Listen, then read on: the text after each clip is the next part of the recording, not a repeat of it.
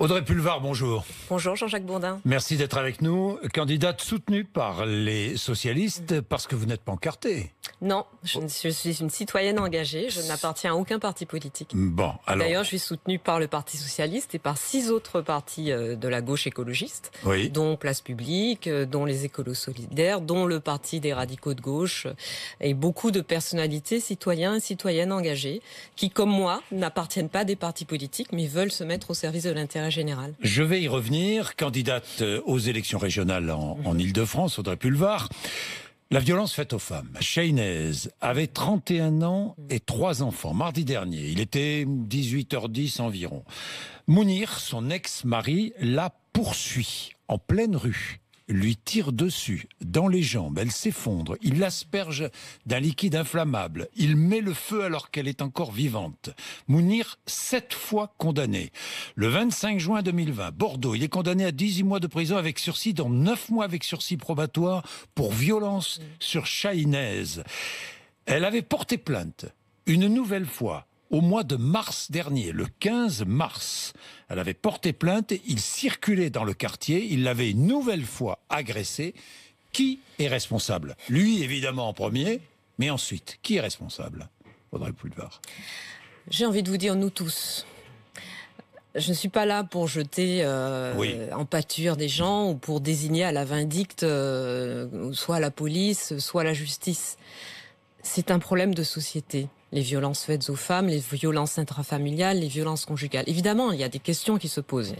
Une procédure qui est lancée pour savoir ce qui s'est passé, où ça a dysfonctionné. Enquête de l'administration et de la justice. Comment se fait-il que ces armes aient été rendues à cet homme à l'issue de sa garde à vue? Comment se fait-il que Chahinez n'ait pas eu un téléphone d'urgence? Comment se fait-il que tous les faits que vous avez relatés n'aient pas conduit à qu'un dispositif efficace soit mis en place pour protéger cette femme, pour protéger Chahinez, comme pour protéger les 38 autres femmes qui, depuis le début de l'année, c'est une femme tous les 3 jours, et même un peu moins que tous les 3 jours, les 38 autres femmes qui, depuis le début de l'année, ont été tuées par leur compagnon ou leur ex-compagnon.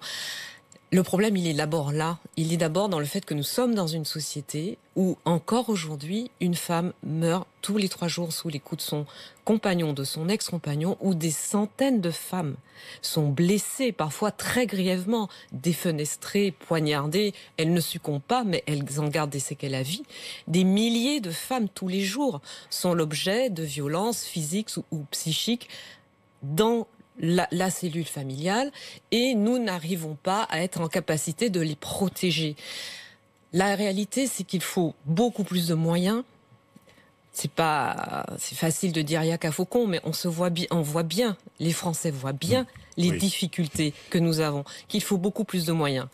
Pour la police, pour les enquêtes, pour la prise de plainte, pour le suivi des plaintes, pour la justice, pour que les magistrats puissent faire leur travail et remplir leur mission de façon la plus efficace possible, et le suivi des condamnations, des remises en liberté, etc. Et pour l'éducation, et puis pour pouvoir protéger ces femmes, les mettre à l'abri de ceux qui les tuent. Violence faite aux femmes, violence contre les policiers. Absolument. Avignon, un policier de 36 ans. Oui. Père de 2 enfants, qui est assassiné par balle, par un trafiquant de drogue. Banalisation de la violence anti-flic. Les policiers agressés parce qu'ils sont policiers, Audrey Pulvar. Oui. L'histoire, oui. Les faits nous le montrent, pas seulement dans cette affaire-là. Donc un sentiment d'impunité chez les criminels. Les forces de l'ordre sont visées, on le sait. On l'a bien vu en 2015, on l'a vu évidemment en 2012 à Toulouse, on l'a vu en 2015 quand Ahmed Merabet est tué alors qu'il est à terre, il est tué à bout portant, quand Franck Brinsolaro est tué également. Les forces de l'ordre sont visées, on le sait. Et donc oui, je réponds à votre question, il y a une violence à l'égard des forces de l'ordre qui évidemment est injustifiée et qui parfois tue. Et mes pensées vont d'abord d'ailleurs à la famille de cet homme, à ses proches, à ses collègues de travail et à l'institution. Mais là aussi, vous savez, c'est aussi une question de moyens qui ne sont pas suffisants, de moyens à donner à la police, aux policiers, pour remplir leur mission, pour être protégés, pour avoir les bons équipements. Vous savez, je suis sur le terrain avec des maires d'Île-de-France, dans l'ensemble des départements d'Île-de-France, que ce soit à Paris, dans le 10e, dans le 19e arrondissement, que ce soit en Essonne, que ce soit à Saint-Denis, à Saint-Ouen, que ce soit à Grigny. Les maires sont au contact au quotidien avec leurs administrés de cette violence, de cette insécurité, de cette délinquance, la violence, l'enfer des trafics. Et ils n'ont pas les moyens. Et la police nationale n'a pas les moyens suffisants pour faire face. N'a pas les moyens, ça fait 30 ans. Vous étiez journaliste, ça fait 30 ans que vous entendez ça. Non, ça ne fait pas 30 ans que j'entends ça, parce qu'il y a eu des périodes pendant lesquelles les effectifs de police ont été augmentés. Ça ne fait pas 30 ans précisément. Ça date de la réduction générale des dépenses publiques décidée par Nicolas Sarkozy. Vous savez, ce non-remplacement de fonctionnaires sur 2, etc. 20 ans. Lâcheté politique de tous bords. Je lis ce que dit par exemple Linda Kebab, qui est déléguée nationale du syndicat Unité SGP Police FO. Lâcheté politique de tous bords. Et depuis tant d'années, la police est en rage. Doit-on laisser l'impunité gagner le pays? Faut-il punir, par exemple, avec de la prison ferme assortie d'un mandat de dépôt, ceux qui agressent les policiers? Mais est-ce qu'il faut durcir les lois? La loi prévoit des punitions. Les lois existent. Déjà, appliquons-les. La réalité, c'est qu'il nous faut un président de la République qui nous dise que quoi qu'il en coûte, il sauvera les services publics. Parce que ce soit les policiers, que ce soit les juges, que ce soit les infirmières scolaires, les psychologues, les assistantes sociales dans l'éducation nationale, que ce soit le personnel hospitalier dans les hôpitaux, le personnel soignant, il nous manque des effectifs partout dans la fonction publique, et il manque non seulement des effectifs mais des moyens. Vous savez, dans certaines villes, par exemple à Saint-Denis, ce sont les policiers municipaux qui fournissent aux policiers nationaux une partie du matériel, parfois une voiture, parfois un chien renifleur pour aller détecter des produits stupéfiants. Donc il y a un problème, il y a un manque de moyens réels dans l'ensemble des compartiments de la fonction publique, et il faut que, quoi qu'il en coûte, le président de la République sauve les services publics et protège les policiers. Quand on entend aussi, je voudrais avoir votre avis, Audrey Pulvar, quand on entend aussi, par exemple, Camélia Jordana accuser les policiers de massacrer les minorités en toute impunité, est-ce qu'elle ne porte pas une part de responsabilité? Je pense que le terme massacrer est un peu exagéré. Là, on part très loin sur la polémique de Camélia Jordana. Au sein de la police nationale, il y a des policiers qui ne remplissent pas de façon républicaine leur mission, on le sait. Il y a des affaires, il y a eu ce groupe WhatsApp avec des propos racistes, il y a des enquêtes, etc. Mais je crois profondément que l'ensemble de notre police est une police républicaine, et que justement, pour honorer le travail de celles et de ceux qui remplissent leur mission de façon républicaine, de façon intègre, en mettant leur propre vie en danger, il faut sanctionner les brebis galeuses. Mais je ne dis pas que tous les policiers soient, encore une fois, à jeter et frappent les minorités en toute impunité. Non, je ne tiens pas ce propos, et je ne crois pas que ce soit la réalité. Bien, ce qui est réel, c'est l'insécurité. Ce qui est réel, c'est le manque de moyens. C'est le trafic de stupéfiants. Oui, absolument. Le trafic de stupéfiants.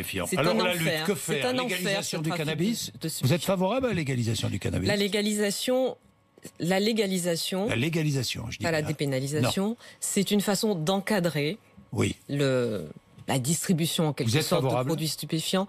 Personnellement, c'est pas ma religion. J'en ai pas, je suis athée, mais personnellement, c'est pas ma religion. En revanche, j'entends... Non, j'ai pas dit ça. Permettez-moi une petite nuance. Allez-y, permettez-moi une petite nuance. Non, mais la nuance, toujours importante. J'entends ce que disent celles et ceux qui vivent cet enfer du trafic de stupéfiants. Moi, j'ai la chance d'habiter dans un quartier bourgeois où j'ai pas beaucoup à m'en faire. Je rentre tard le soir, je pars tôt le matin. Je me pose pas la question de savoir ce qui se passe en bas de mon immeuble. En général, c'est assez calme. Tout le monde n'a pas cette chance. Et j'ai bien conscience d'avoir cette chance. Tout le monde n'a pas cette chance. Et je rencontre des milliers de Franciliens et de Franciliennes qui n'ont pas cette chance. Et je rencontre des maires qui, au jour le jour, sont confrontés à cet enfer du trafic de stupéfiants et qui disent: la légalisation, c'est une solution pour casser les trafics, pour casser cette criminalité, pour rendre aux Franciliennes et aux Franciliens de la sérénité. Et je les écoute, ces maires, que ce soit des maires socialistes, des maires communistes, des maires d'hiver gauche, des maires de droite aussi, des maires LR aussi, qui réclament cette légalisation parce qu'ils pensent que c'est l'un des moyens pour lutter, mais ça n'empêche pas la prévention, l'éducation. Parce que l'usage des stupéfiants n'est jamais inoffensif. Il n'y a pas d'innocuité du cannabis. Ce n'est jamais inoffensif. Mais l'encadrer, c'est une façon, encore une fois, de casser les trafics, de faire baisser la criminalité, la délinquance qui y sont associées, et aussi de protéger les consommateurs. Parlons un peu de politique rapidement, avec ces législatives, ces régionales. Audrey Pulvar, vous n'êtes pas candidate aux législatives, non. Non, pas de scoop. Rassemblement, union, ces mots, j'entends ces mots sans cesse à gauche. Oui. Rassemblement, union, mais je ne vois aucun rassemblement et aucune union. Écoutez, oui. Moi, j'ai 7 partis politiques de gauche avec moi dans l'Île-de-France en commun. Enfin, vous n'avez pas plus des citoyens Europe Écologie Les Verts. Je ne les ai pas tous. Vous n'avez pas la France Insoumise. Oui. Vous n'avez pas les principaux partis. Pardon. Le Parti socialiste, le PRG, c'est pas des principaux partis. Place Publique, c'est pas un beau parti, plein d'ambition et de promesses. Mais est-ce qu'il peut y avoir une seule liste avant le premier tour? Il y aura peut-être celle. Vous savez ça. Jean-Jacques Bourdin, vous découvrez la politique, quoi, si j'ai bien compris. C'est une question que me posent beaucoup de journalistes, et probablement que si j'étais dans votre rôle, je la poserais également. Mais c'est une question que ne me pose aucun Francilien et aucune Francilienne que je rencontre. De quoi me parlent les gens? Ils me parlent de la crise économique, de leur angoisse pour leurs enfants, pour les jeunes, la jeunesse. Les gens me disent, gratuité des transports, ils trouvent que c'est une super mesure, ils ont envie qu'on la mette en œuvre. Je vais y revenir, Audrey Pulvar, la gratuité des transports. Mais Audrey Pulvar, oui, il ne vous parle pas de politique, bien sûr, alors que la gauche ne parle souvent que de politique. Moi, je considère qu'on a parlé politique jusqu'à maintenant, mais pas de politique politicienne. Pourquoi est-ce que la gauche a perdu une grande partie du vote populaire? Pourquoi est-ce qu'une grande partie du vote populaire ouvrier vote maintenant, par exemple, pour le Rassemblement national? Pourquoi? Je pense que une partie de la gauche n'a pas réussi à continuer à parler au quotidien des Françaises et des Français de leurs difficultés et à prendre en compte ces difficultés-là.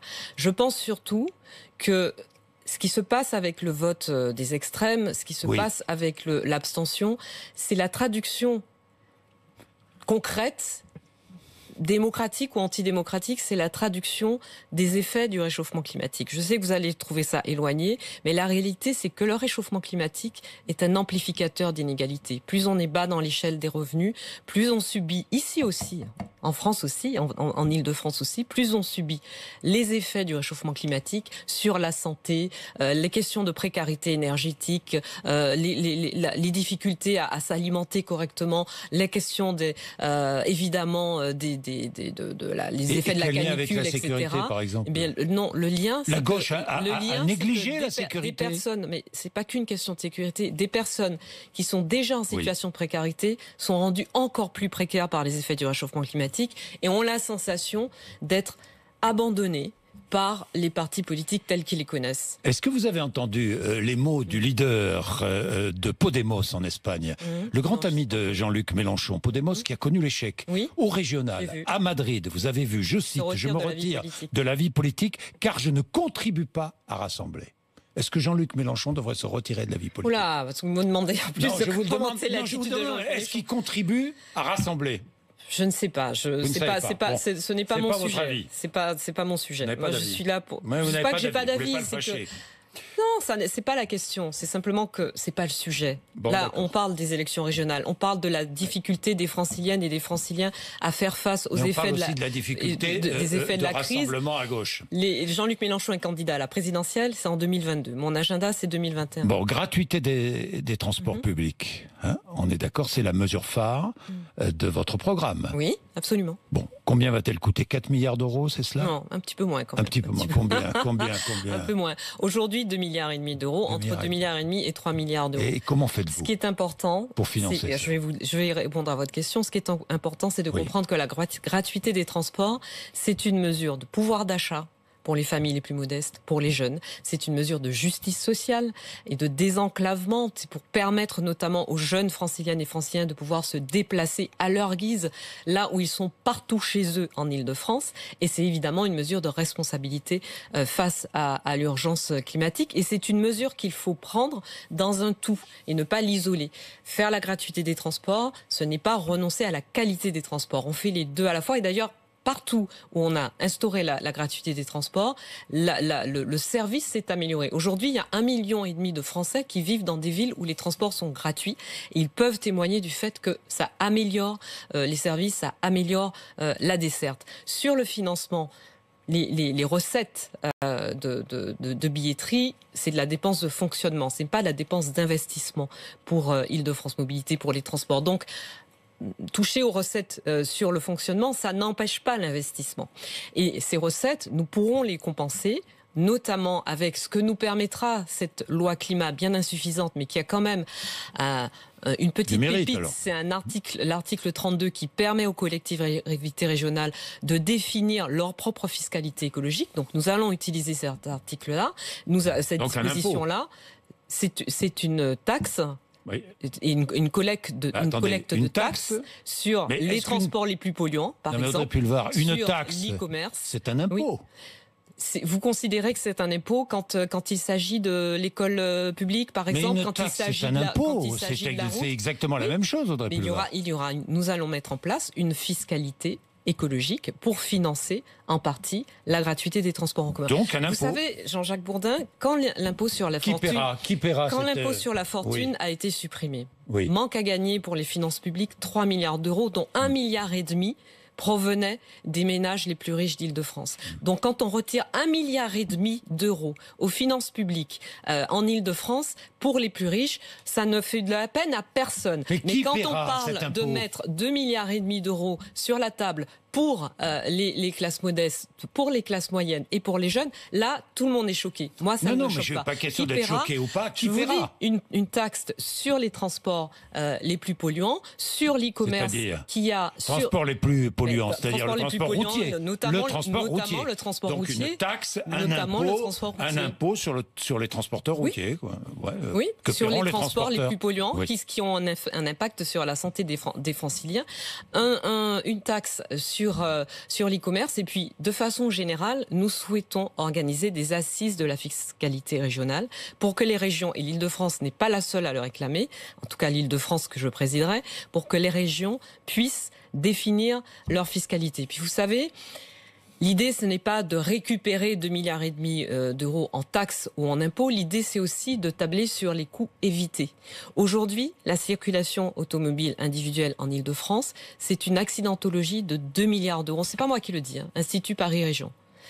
Accidentologie, 2 milliards d'euros de coûts pour la collectivité en Île-de-France chaque année. Encombrement, retard de livraison, embouteillage, etc. 10 milliards d'euros par an. Au total, avec en plus les coûts pour la biodiversité, ce sont 16 milliards d'euros par an qui pèsent sur l'ensemble des franciliennes et des franciliens parce qu'ils ne peuvent pas utiliser un réseau de transport en commun qui soit moderne, qui soit développé avec des dessertes qui maillent l'ensemble du territoire et qui soit gratuit. Nous n'allons pas transférer l'ensemble du trafic automobile sur les transports en commun, mais juste une petite part nous permettrait d'éviter ces coûts dont je vous parle et nous permettrait surtout d'avoir un service au contact et au service de l'ensemble des franciliennes et des franciliens. Faire du transport collectif, de transport en commun, un service public, ça me semble une ambition plutôt enthousiasmante. Est-ce que Jean-Michel Blanquer a pris la bonne décision en interdisant l'écriture inclusive à l'école ? Franchement, sincèrement, on a commencé cette interview sur la question des féminicides. Vous m'avez demandé qui est responsable. Je vous ai dit, posons-nous la question en tant que société. Aujourd'hui, la question, c'est la question des violences faites aux femmes intrafamiliales, les violences sexuelles, les incestes. Nous avons commencé avec Audrey Pulvar. Sur les enfants. Je vous pose simplement la question. Je vous pose simplement la question parce que au lieu de se dire oh là là, on en a assez des féministes, oh là là, il y a déjà assez de lois, qu'est-ce qu'elles viennent nous embêter encore? Posons-nous la question des vrais problèmes. Le vrai problème aujourd'hui, c'est la cause majeure du quinquennat, soi-disant la grande cause du quinquennat, les violences faites aux femmes. Vous voyez bien que les résultats n'y sont pas. Très sincèrement, les vrais sujets, ils ne sont pas là. La langue, notre langue, elle évolue. C'est une langue qui s'adapte, Alors c'est pas un sujet. Pour vous, c'est pas un sujet. Non, pour moi, c'est pas vraiment un sujet. Donc, très sincèrement, qu'il le fasse ou pas, peu importe. Qu'il l'interdise ou pas, peu importe. Ça n'empêchera pas la langue d'évoluer. J'ai une dernière question. Est-ce que vous trouvez, franchement, Audrey Pulvar, que Paris est enlaidi par les plots de béton, par les bornes en plastique jaune sale qui jalonnent les rues, les boulevards et les avenues ? Franchement. Alors, je vais vous répondre franchement par une question, mais je répondrai aussi. Moi, je répondrai par une réponse.